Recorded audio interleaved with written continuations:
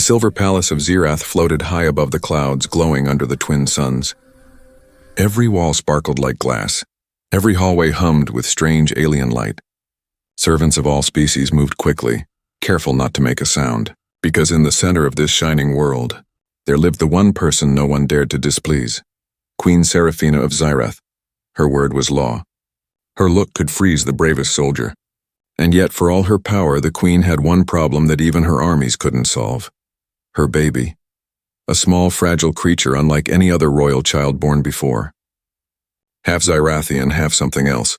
Something weaker, softer. The little princess named Lyra was born too early. Her tiny lungs struggled to breathe the thick Zirathian air. She cried often, her voice echoing painfully through the palace chambers. 15 nannies had tried. 15 had failed. The last one was fired that morning, carried out in tears as the queen's voice thundered through the halls. I want her cared for. Not experimented on, not frightened, not dropped into another machine. She shouted, her crystal crown glowing with rage. If another one fails me, I'll... She didn't finish the sentence. She didn't have to. Everyone in the palace knew what I'll meant. Outside, far away from the royal chambers, a human janitor named Ethan mopped the marble floor in silence. He was tall, tired-looking, with lines under his eyes that told stories of sleepless nights. Once he had been an engineer on a transport ship. Now he swept floors for aliens who barely noticed he existed. He wasn't supposed to be on Zirath. Humans weren't allowed here, except as low-class workers. But Ethan had begged for the job, not for himself. For his daughter. Her name was Mia, just 8 years old and the only thing keeping him alive after losing his wife in a mining accident. He sent every coin he earned back to the colony where she stayed with friends. Every night when the lights dimmed in the palace, he whispered to himself, just a few more months, Mia, then I'll come home. That morning, as he mopped outside the nursery wing, a sharp, painful cry pierced the air. It was different, weaker, but full of fear. He froze, then the crying grew louder. Ethan hesitated. He wasn't allowed near the royal wing. One step out of line could mean prison. But something about that cry, it reminded him of the nights Mia had been sick, gasping for air on the cold floor of their shelter. The sound of a child struggling, it was universal. Before he realized what he was doing, Ethan dropped his mop and followed the sound. The golden doors of the royal nursery stood slightly open. Inside, chaos. The new nanny, some glowing insectoid alien, was trying to calm baby Lyra, but the infant's breathing was shallow. She kicked, flailed, gasping for air. Get away from her, shouted a voice.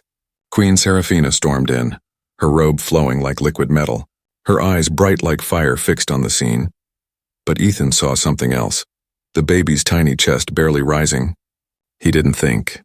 He ran forward, the guards moved, but too late. Ethan reached the crib, lifted the baby and gently tilted her upright. With his other hand, he tapped a rhythm on her back, soft, slow, patient. The same rhythm he used when Mia had trouble breathing. 1 second, 2, then a small cough, then another, and then a breath. Weak but steady, the baby stopped crying. Her little eyes blinked, confused but calm. The room went silent. Even the queen froze. Ethan didn't look up. He just whispered softly, "You're okay now, little one. You're okay." When he finally turned, the queen's guards surrounded him, weapons raised. "Who are you?" the queen demanded, her voice low and dangerous. Ethan swallowed hard. I clean floors, Your Majesty." "I didn't mean..." "You touched the air," she said, stepping closer. "Do you know what that means for your kind?" He nodded. He knew. Death. But he didn't care. "She couldn't breathe," he said simply. "I just helped her." For a moment, Queen Seraphina said nothing. Her gaze shifted to her daughter, now sleeping peacefully for the first time in weeks. Her sharp eyes softened, just a little. "Guards," she said at last, "take him to the holding chamber. I will decide his fate later." As the guards dragged Ethan away, he caught one last glimpse of the baby, tiny fingers clutching the air where he had been. He smiled weakly. At least she's breathing. But what Ethan didn't know, what no one knew, was that this single act of kindness had just changed the future of two worlds forever. The metal doors of the holding chamber closed with a heavy thud. The sound echoed like thunder inside the cold underground room. Ethan sat on the floor, his hands bound by glowing silver cuffs. The air was damp, heavy with the smell of rust and fear. He didn't know if it was day or night. Time didn't move down there, only his thoughts did. He kept thinking about the baby, the tiny alien princess who had almost stopped breathing. Was she okay now? Did I really help her? He wondered. He wasn't afraid of dying. He had seen too much pain to fear it, but the thought of Mia, his little girl waiting for him, that hurt more than anything. If I die here, she'll be alone. Footsteps echoed from the hallway. The door slid open with a hiss. 2 tall guards entered, their armor shining blue in the dim light. Behind them came Queen Seraphina. She looked different now. Not the fiery ruler who had shouted at her servants, but calm, cold, like someone hiding a storm inside. "Leave us," she said. The guards bowed and stepped out, the door sealing behind them. For a long moment, there was silence. The queen just stood there staring at Ethan. Her eyes, golden and bright, unstudied him like a strange creature in a cage. "You are human," she finally said. Her voice echoed softly through the chamber. "Yes, Your Majesty," Ethan replied quietly. "You know the law," she continued. "No human is allowed near the royal bloodline. Touching the heir is punishable by death." Ethan nodded. "I know. Then why did you do it?" she asked. Her tone wasn't angry now. It was curious, almost gentle but dangerous underneath. Ethan took a slow breath. "Because she couldn't breathe. Because no one was helping her. You risked your life for a child that isn't even your species," she said. He met her eyes. "A child is a child. Breathing, crying, scared. It doesn't matter what species they are." Something flickered across her face. A memory perhaps, or pain, but she quickly hid it. "You think you're brave," she said sharply, "but you are foolish." She turned, walking slowly around the room. "Do you know how many trained caretakers failed her? How many machines I built, how many doctors I paid? 15 nannies in 2 months, 15 failures. And yet somehow a janitor succeeds." She stopped and looked at him. "That makes me question everything." Ethan lowered his head. "Maybe they tried too hard. Maybe they forgot she's just a baby." The queen stared at him for a long moment. Then she spoke, her voice colder. "You humans are strange, always pretending to care about things that are not yours. But your care costs too much." She walked toward the door. Ethan's heart sank. This is it, he thought. She's going to have me executed, but then... She paused. Her fingers hovered over the control panel. Without turning, she said, "The child slept peacefully for the first time last night. The royal doctor says her breathing is normal." Ethan looked up. "That's good. Don't speak," she snapped quickly. But her voice trembled slightly, just for a second. Then she turned her head just enough for him to see her eyes. "You will not be executed." Ethan blinked, shocked. "Instead," she said slowly, "you will work under my supervision. You will not leave the palace grounds. You will not tell anyone of your contact with the royal child. You will follow every rule I give." He frowned. "What am I supposed to do?" The queen stepped closer, her face unreadable. "You are to continue what you started. You will take care of the princess. Until I say otherwise." Ethan stared at her, speechless. "You want me to be her caretaker?" "I want my daughter alive," she replied sharply. "And if that means trusting a human, then so be it." Before he could answer, the guards returned and unlocked his cuffs. "You will be watched," the queen said firmly. "If you make one mistake, I will end you myself." Ethan nodded quietly. Understood. As he followed the guards out, he noticed the queen's hand trembling slightly by her side. She hid it quickly, but he saw it. That flicker of fear and something else. Something human. Moments later, he was led back to the nursery. The door opened. The room was silent, filled with a soft blue glow. The baby lay in her cradle, her small chest rising and falling peacefully. When she sensed him, her tiny hand moved, reaching out into the air. Ethan felt something inside him melt. Carefully, he stepped closer and whispered, "Hey there, little one. Looks like we're both in trouble now." The baby blinked.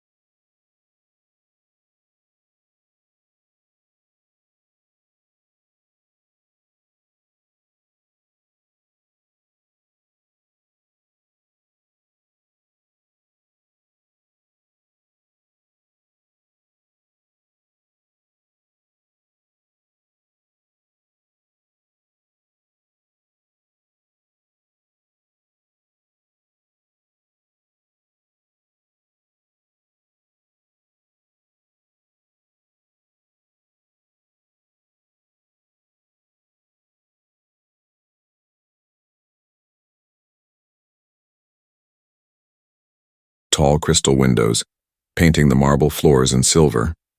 Everything was quiet. Too quiet. Ethan sat in the nursery, half awake, his head resting against the side of the baby's cradle. The soft hum of machines surrounded him like a lullaby. Little Princess Lyra slept peacefully, her tiny chest rising and falling with steady rhythm. For the first time since he arrived, Ethan allowed himself to relax. He looked at her, smiled, and whispered, "You're a strong one. Stronger than me." But deep inside the walls, hidden circuits began to flicker red. Something had been activated.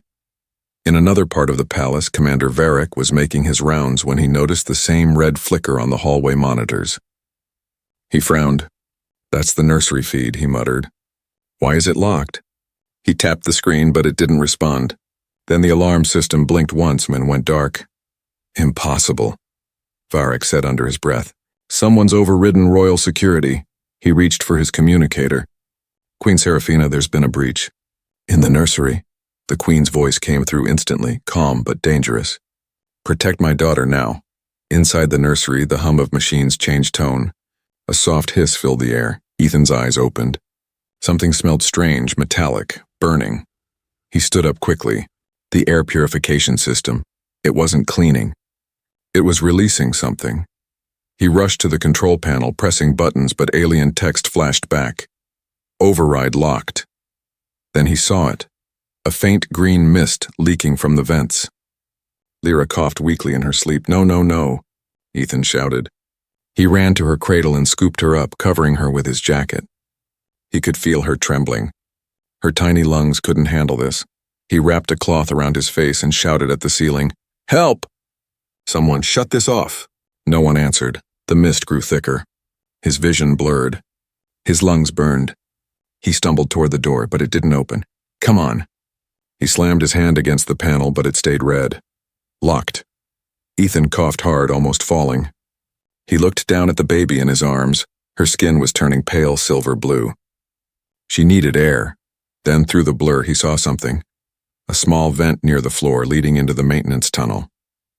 He had cleaned that passage before. It wasn't made for people, but it was the only way out. He dropped to his knees, yanked the cover open, and crawled inside, holding Lyra close to his chest. Behind him, the mist filled the nursery completely. The machines sparked and hissed, melting under their own heat. Ethan crawled through the narrow tunnel, his heart pounding, every breath painful. "Hold on, little one." "Just hold on," he whispered. He didn't know that cameras in the palace had been shut off. He didn't know that someone was watching from the shadows, someone who had planned this all along. Meanwhile, Queen Serafina stormed into the control room. "What happened?" she demanded. An engineer bowed nervously. "Someone inside the palace network activated a purge protocol, Majesty. It targeted the nursery air system." Her golden eyes widened. "That's an assassination code. Who authorized it?" "We don't know," the engineer stammered. The signal came from inside the palace council chamber. "The council," she whispered, her anger rising like a wave. Ethan crawled out of the tunnel at last, falling onto the cold marble floor of an empty corridor. He gasped for air, pulling the cloth from his face. The baby coughed again, weak but alive. He tore off his jacket, waved it in the air to clear the mist from around her. "You're okay. You're okay," he said, his voice shaking. Footsteps thundered behind him. "Guards, drop the child," a voice shouted. Ethan turned. Commander Varric and 2 soldiers aimed their weapons at him. "She's choking," Ethan yelled. "You have to help her." Varric hesitated, then saw the color of the princess's skin. Without another word, he shouted, "Medic, now!" The guards rushed forward. One of them pulled a small mask from his belt, placing it over the baby's face. The little one took a breath, then another. Her color returned slowly. Ethan slumped to the floor in relief. Queen Serafina arrived moments later, her robe flowing behind her like liquid gold. She saw Ethan holding her child, and for a moment her heart stopped. "What happened?" she demanded. Varric bowed. "Someone triggered a purge in the nursery, Your Majesty." "The human saved her." The Queen froze. Her eyes went from Varric to Ethan, exhausted, coughing, but still holding her daughter protectively. "Take the princess," she whispered. Ethan hesitated, looking at her. "She's okay now," he said softly. Serafina took the baby gently in her arms, her voice breaking as she whispered, "My little Lyra." Then she looked up at Ethan. "You risked your life again. Twice now." He smiled weakly. "Guess it's just what dads do." Her expression changed, soft for a moment, then cold again. "You will tell me everything you saw. Every detail." "Yes, Your Majesty." She turned to Varric. "Find the traitor who did this. No one rests until I have a name." As the guards escorted Ethan away for questioning, the Queen looked down at her daughter. The baby slept peacefully again, unaware that the night had tried to take her life, and Serafina whispered to herself, "Whoever dares harm her will pay with their blood." The morning after the attack, the shining palace of Zirath looked peaceful again. But peace was a lie. Inside its glowing walls, fear moved like a shadow. Guards whispered. Doors locked faster. The Queen spoke less, and the human, Ethan, became the center of every rumor. Some said he had caused the attack. Some said he was the Queen's secret experiment. But the truth was simpler. He had saved the princess. Twice. Still, Ethan knew better than to feel safe. He sat quietly in a small room beside the nursery, staring at the floor. His uniform was stained with smoke, his hands trembling slightly. Every time he closed his eyes, he saw that green gas filling the room, the baby's weak body in his arms. He whispered to himself, "You're lucky, kid." "You're lucky." The door slid open. Commander Varric entered, his armor shining like always. His face was unreadable. "The Queen wishes to see you," he said. Ethan stood up slowly. "I figured that was coming." As he walked through the silent hallways, he noticed something odd. The guards avoided his eyes. Servants turned away when he passed. It felt like he was walking through an invisible storm. When the door to the throne chamber opened, the air felt heavier. Queen Serafina sat on her crystal throne, her golden eyes glowing faintly. The baby slept beside her in a floating cradle. "Come forward," she said quietly. Ethan stepped closer, bowing slightly. "You saved my child again," she said. "Twice now a human has done what my best scientists could not." He didn't know how to respond. "I just did what anyone would have done." "No," she said sharply. "Not anyone. On this planet, no one risks their life for a child that isn't theirs." She stood slowly, her long silver robe whispering against the floor. "You have earned my respect, human. But that doesn't mean I trust you." Ethan nodded. "I understand." The Queen stared at him for a long moment. "You said you heard something before the gas started? A noise?" "Yeah," he said. The machines changed tone, like someone was controlling them from outside. She frowned. "Then it was someone inside my council." "Your own people?" Ethan asked, surprised. Serafina's expression hardened. "Power makes enemies, human, especially when they think their queen is weak." Her voice trembled slightly at that last word. Ethan hesitated, then said softly, "You're not weak. You're a mother. There's a difference." For a second, silence. Then the Queen turned away. "You speak too freely." "I'm sorry," Ethan said quickly. "No," she said after a moment. "Don't be. Perhaps that's why my daughter breathes today." She motioned to Varric. "Take him to the lower archives. I want him to see what he's protecting." The lower archives of the palace were nothing like the bright halls above. They were dark, filled with humming data crystals and floating holograms of old battles and secret experiments. "This place records everything," Varric said as they walked. "Every law, every betrayal, every death," creepy Ethan muttered. They stopped at a sealed door. Varric pressed his hand against it and the lock glowed open. Inside was a small chamber, one Ethan had never seen before. On the wall, strange symbols glowed. In the center, a large tube filled with glowing blue light. Ethan frowned. "What is that?" Varric hesitated. The truth about the princess. The tube flickered, revealing a holographic recording. The Queen appeared, younger, tired, standing beside alien scientists. A faint image of a baby floated inside the blue chamber. "She was born weak," the recording of the Queen said. "Our lungs cannot form fully outside Zirath's high atmosphere. She will not survive unless we find another way." A scientist replied, "There's a human compound found in their DNA. It can adapt to almost any air pressure. If we merge..." The image glitched. Ethan stepped closer, shocked. "You mean she's part human?" Varric looked at him coldly. "Yes, The princess carries your species' breath. Half of her life depends on human genes. Ethan's mind spun. That's why she could breathe when I held her. My air helped her lungs adapt. Varric nodded slowly. The council doesn't know. If they find out, they'll call her impure and destroy her. Ethan's heart pounded. That's why someone tried to kill her. They know. Varric said nothing. His silence was the answer. Later that night, Ethan stood by the nursery window watching the twin moons rise. He looked at the baby, half alien, half human, sleeping peacefully. He whispered softly, "You're a bridge between worlds, little one. But if they find out, they'll tear you apart." Behind him, the queen entered quietly. "You know now," she said. Ethan turned, startled. "Why didn't you tell me?" "Because it's forbidden," she said, her voice calm but heavy. "If the council learns she carries human blood, they'll destroy her. And me." Ethan clenched his fists. "Then we don't let them find out." The queen looked at him, a human janitor standing in front of a throne. And for the first time, she smiled faintly. "Then we protect her. Together." Outside, thunder rolled through the alien sky, a warning that peace was ending. And beneath that sky, two beings from different worlds made a silent promise to keep a child alive, no matter the cost. The council chamber of Zirath was a vast circle of silver and light. The 12 members of the High Council sat on floating thrones, their faces hidden behind veils of crystal.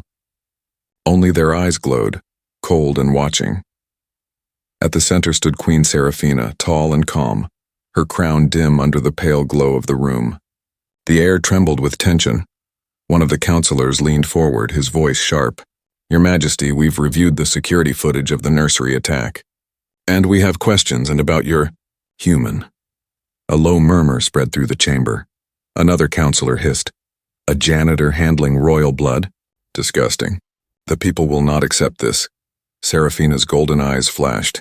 "That human saved my daughter twice when your machines and your experts failed." "The point," said another, a tall reptilian figure, "is that he should never have been near her in the first place. This disobedience endangers the royal line and the throne." The queen's voice turned icy.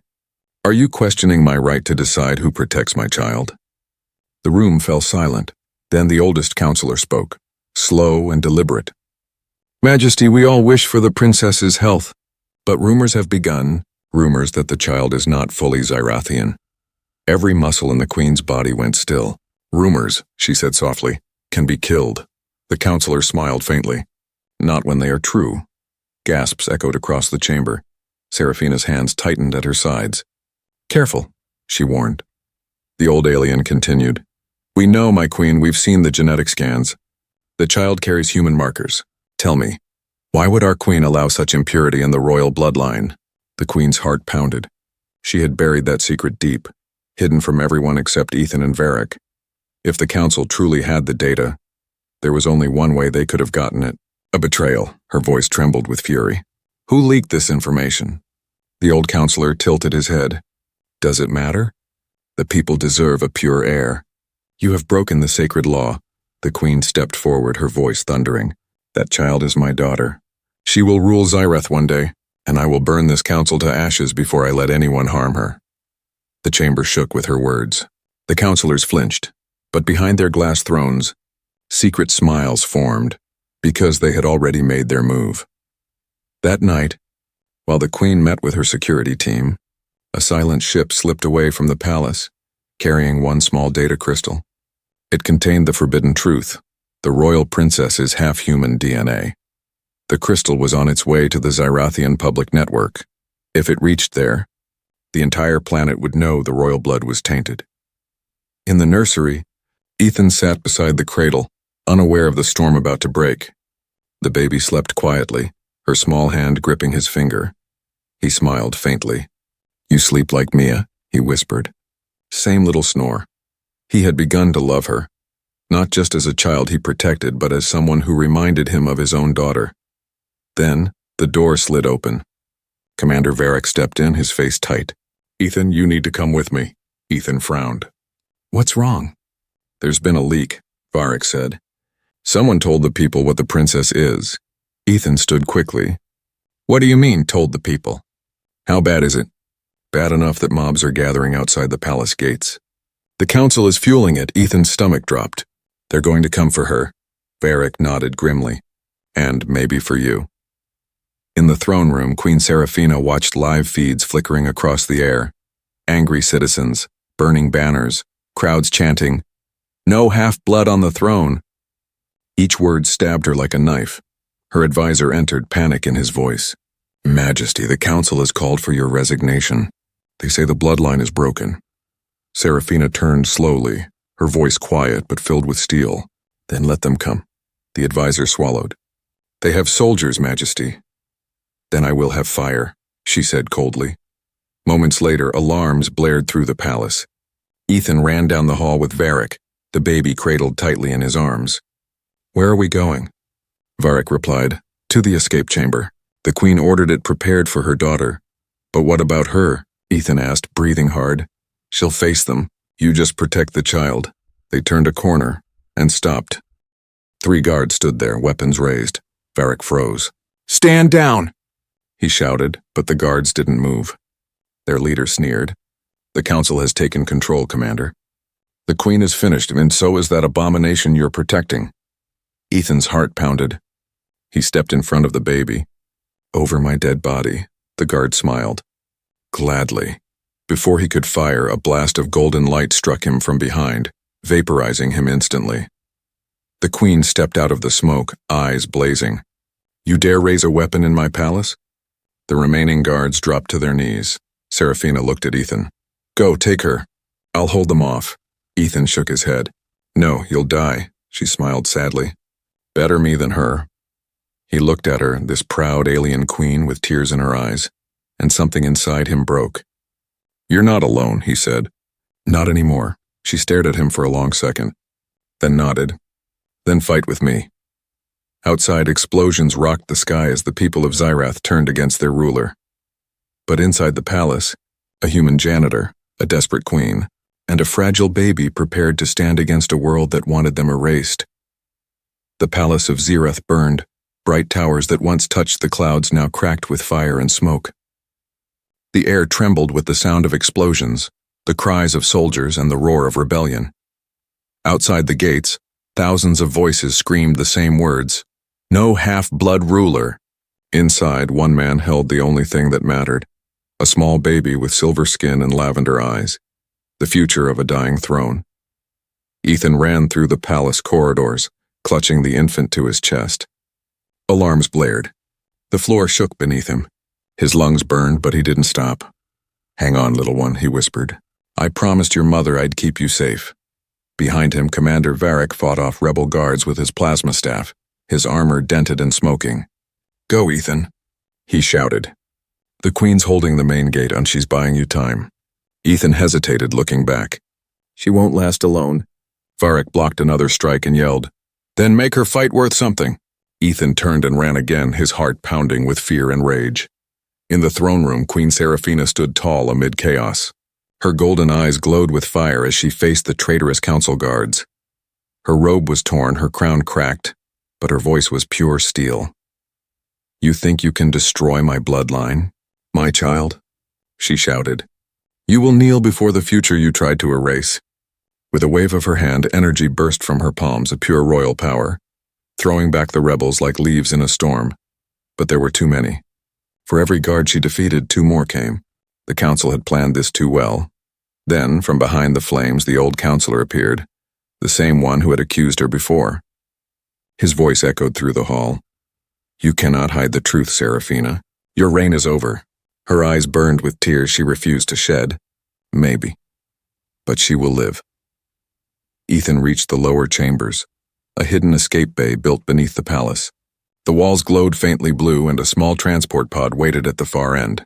He placed the baby inside a clear stasis cradle, checking the oxygen level, the warmth, the pressure. You're safe now, he whispered. I just have to get you off this planet. But the control panel blinked red, launch locked. No. Come on, he muttered, typing uselessly at the alien keys. Then a voice came from the shadows. Step away from the cradle, Ethan turned. A soldier stood there, one of the council's men, weapon pointed straight at the baby. You're the human, the soldier sneered. The Queen's pet. Give her up, Ethan stood firm. Over my dead body. That can be arranged. The soldier fired. The blast hit the wall beside Ethan, throwing sparks. He dove to the floor, rolled and grabbed a metal pipe from the ground. Another shot scorched past his head. Ethan swung the pipe and it hit the soldier's arm, the weapon flying away. They struggled, slamming against the walls. The soldier was stronger, faster, but Ethan fought like a father who had nothing left to lose. Finally, with a desperate roar, he struck the soldier across the chest. The alien fell motionless. Ethan dropped the pipe, panting hard. That's for every kid who just wanted to live, he muttered. He turned back to the console, wiped blood from his face, and slammed his hand against the emergency override. The system beeped. Launch sequence 30 seconds. The pod's engines began to glow. Ethan smiled weakly at the baby. You're going somewhere safe, okay? Somewhere they can't find you. But then behind him, a soft voice said, No, she's not going without me. He turned. Queen Seraphina stood there, her armor cracked, her crown gone, her face streaked with soot. But her eyes were still fierce. Your Majesty, he gasped. You have to go with her. She shook her head. I can't leave. If I run, they'll follow. I must stay and end this. Ethan stepped closer. You'll die if you stay. I already gave my life when she was born, she said softly. But you gave her hope. She placed her hand gently on his shoulder. Ethan, promise me. Protect her. As you protected your own. He swallowed hard. I will, I swear. She smiled faintly. Then go. Tell her one day that her mother loved her enough to burn a kingdom for her. Before he could speak again, she pushed the launch button herself. The pod's doors closed. Through the glass, Ethan saw her standing tall. Flames behind her. Defiance in her eyes. The pod rose, engines roaring, and then shot into the night sky like a falling star in reverse. As the ship broke through the clouds, the palace below exploded in a brilliant burst of gold and white. Ethan held the baby close as the pod flew into space. She stirred, her tiny hand gripping his finger. He whispered through tears, You're safe now, Lyra, I promise. Below, Zirath burned. But above the stars, a new light began, the light of a fragile peace, born from the courage of a human father and an alien queen. Years later, on a quiet human colony, a small girl with silver skin and lavender eyes ran through the fields laughing. Daddy, look, I can breathe the air, she shouted. Ethan smiled, watching her. Yeah, you can. You really can. He looked up at the sky, two distant stars shining together. For a moment he thought he saw her, the queen, standing in that light watching them both. He whispered, She made it worth it, Your Majesty. You'd be proud. And somewhere among the stars, the Queen of Zirath's voice seemed to echo softly. Protect her, human. She will build a world where no one ever fears to breathe again.